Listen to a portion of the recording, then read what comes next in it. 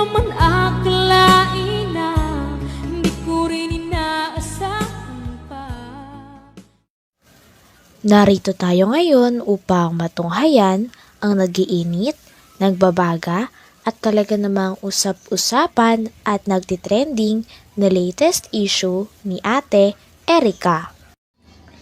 Sa pagpapatuloy ng ating istorya ay narito nga muli si Kalingap Val upang pag-usapan at upang maresolba ang problema ni Ate Erica sa pagitan ng kanyang lolo at ng mga pamilya na naiwan nila pagkatapos nilang magkaroon ng bahay at pera ng kanyang kapatid na si Sheila May.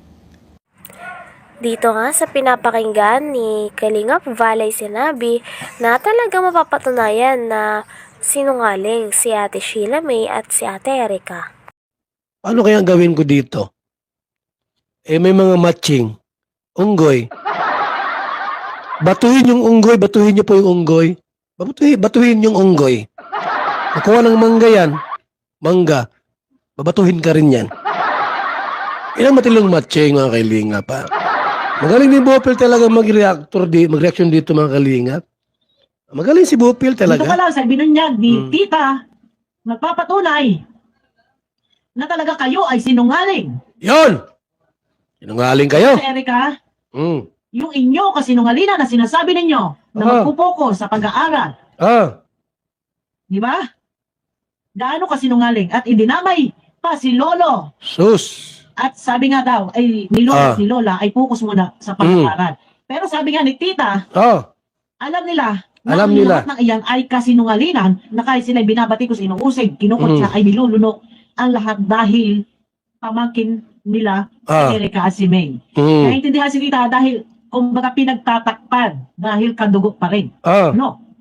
Iniiwas doon sa kahilian. Dahil minsan nga, meron tinatawag, meron sinasabing ang kasinungalingan ang magpapalaya sa sarili. Pero walang lihim na hindi nabubunyag. Nabubulgar. Yan, Siguro okay. talagang inaadya ng Panginoon na kayo ay masilaw sa sponsor, sa pangako, sa pera. Uptick to, alam mo mga kalingap, itong si Bopil, uptick to kayo. Yan ang vlog, yan ang reactor na uptick. Uptick yan. Ano mo uptick? Mamaya lang, no? After kong mag-vlog, mag-live na yan. Ay, mag-live. Magawa niya ng reaction video. Thumbnail na ako niyan. Yan ang tunay na reactor, uptick. Alisto ba? Hindi, yung iba dyan, si Birador, patulog-tulog. Wala man yung mga ganyan. Jesus. Ito si ano po, alisto ini si Bupil. Sa isang araw, nakatatlong reaction video yan. Bupil! Bupil! Magpa-coke ka naman. Magpa-coke ka naman. Uptick man ka. Mamaya, ikaw na yung reaction video. Mga hapon yan. Tapos madaling araw, mayroon na naman yan. Tapos sa tanghali, mayroon na naman yang ilabas na video. Yan o. Yan si Bupil po. Masipag yan ay.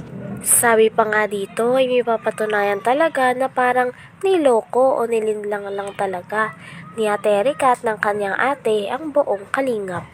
Dahil sa huli nga ay pinili pa rin nilang pagtaksilan o talikuran at traidorin ang mga kalingap na naunang tumulong sa kanila at nauna na nagpaginhawa ng kanilang buhay at nagpasikat kay Ate Erica.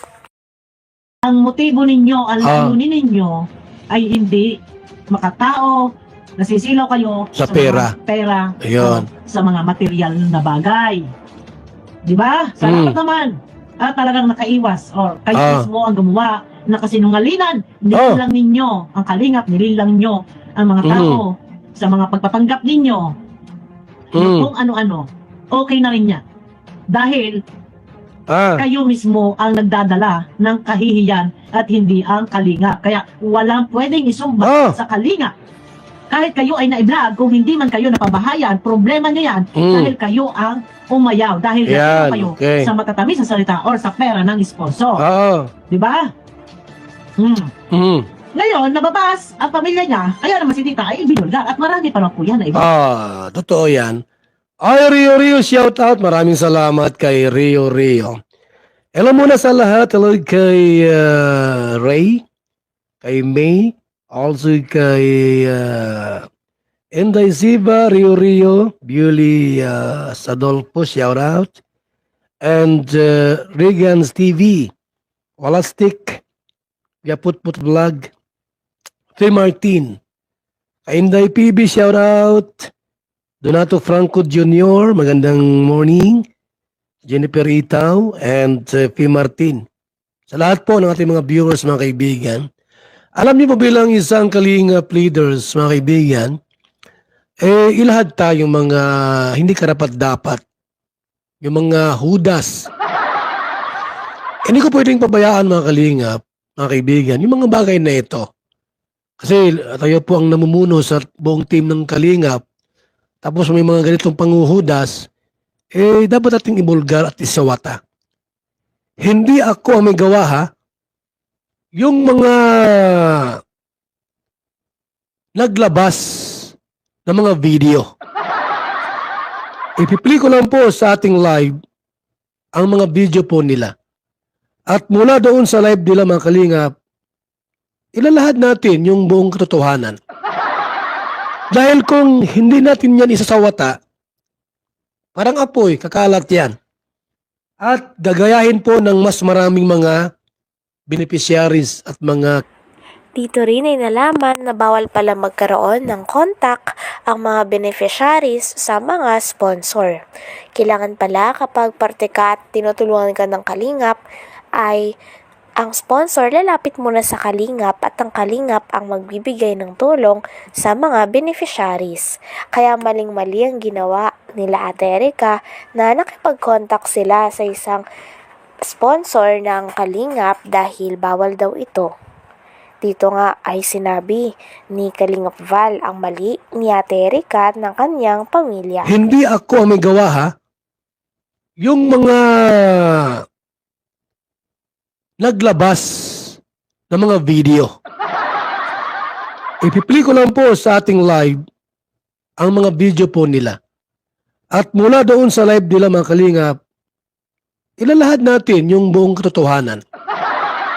Dahil kung hindi natin yan isasawata, parang apoy, kakalat yan. At gagayahin po ng mas maraming mga beneficiaries at mga Kalingap angels. Gagayahin nila. Halimbawa, pinabayaan mo si Erica. Baka yung iba dyan, gagayahin nila. Magpawakwak din sila. Direktang makipag-ugnayan sa sponsor. Bawal po yan. Bawal na bawal po yan. Sa guidelines, rules ng Kalingap. Bakit po? Sapagkat kung hindi dahil sa Kalingap, hindi ka makikilala. Ngayon, mag-bypass ka. Tulad niyan, ining kay Reyna. Anong ginawa ni Vincent Calyada? Bypassing. Binaypass si Supermac na siyang scouter. Aba yung sabi daw po, yung kwarta sa kanya dumadaan. Yan po ay hindi yan tinatangkilik. Hindi yan tinatangkilik. Yung ganon. Bypassing yan. Dapat yun, tinanggal na yan inaanak pa natin yan. Pero bigyan nyo ng chance mga kaibigan, baka magbago pa ito. Bawal pong tumanggap ng kwarta mula sa sponsors kung hindi ka ang scouter. Dapat ikaw ang scouter dyan. Nangangalaga. Ba'y tumatanggap ng kwarta? Inayaan ko lang at inaanak ta. Ninang! Ninang! Ninang. Pero bigyan na ng chance mga kaibigan, no?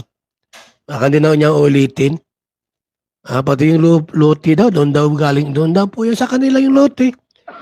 Sa part 3 po ng Rina natin mga kaibigan, pag-usapan po natin yan. Salamat po sa ating lahat. Babay muna pang samantala, mabuhay. God bless po mga Kalingap. 1 hour na ako. Thank you so much. Hanggang dito na lamang muna ang ating nag-iinit, nagbabaga, pinag-uusapan at talaga ng mga nagtitrending na latest issue ni Ate Erica. Maraming salamat sa inyong panunood. Hanggang sa muli.